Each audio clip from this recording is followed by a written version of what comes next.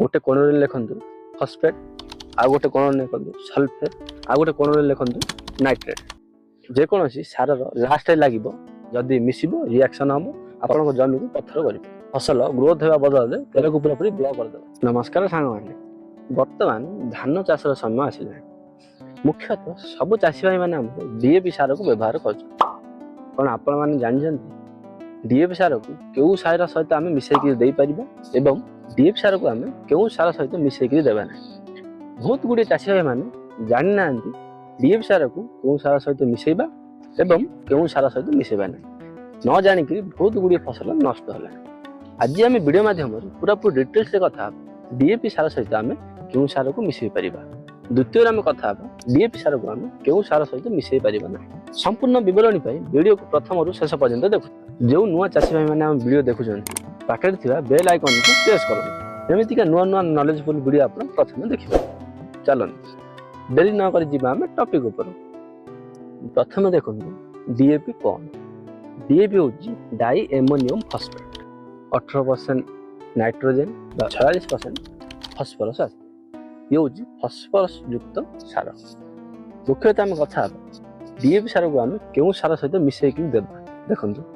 जमीती कि यूरिया आनी तो यूरिया अच्छी यूरिया मिसेबा कि दरकार ना तथापि आप मिसेबे अल्प यूरिया मिसेबे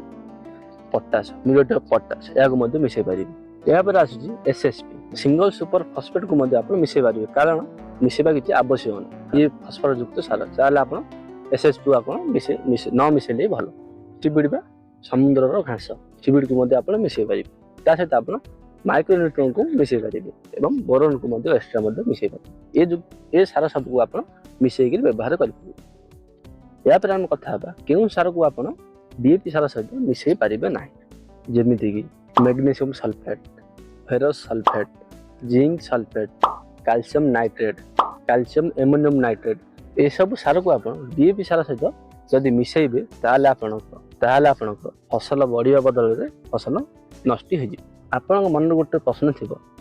केमी आम यहाँ सादा सिंपल भाषा बुझीपर देखो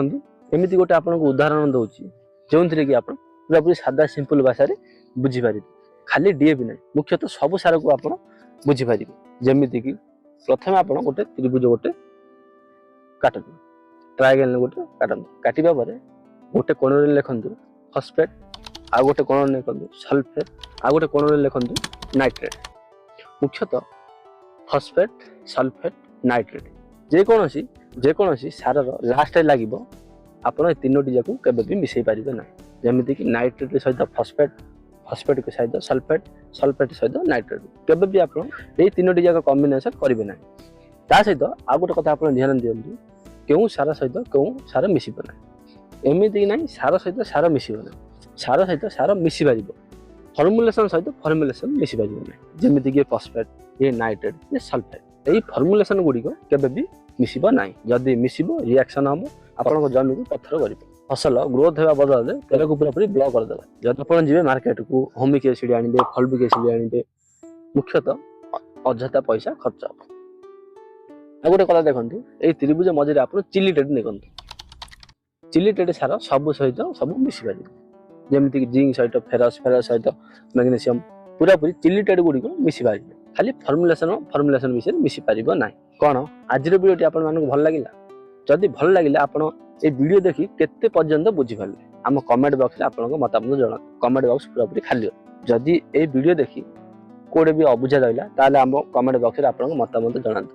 जदि आप बुझीपार ना वीडियो को ब्रेक करके आउ थे देख पूरा पूरी आप बुझीजे जदि आप बुझीपारे ना ताले आम कमेंट बॉक्स पूरा खाली अच्छी आम कमेंट आप मतामत दिंतु आम निश्चय आ गोटे वीडियो आनी आशा कर आज वीडियो आप भल लगी जदि भल लगी आम चैनल को लाइक करूँ शेयर करूँ सब्सक्राइब करूँ मिसवा सुंदर वीडियो साथी नुआ गोटे टॉपिक साथी से पर्यटन रोचे नमस्कार धन्यवाद जय जवान जय किसान।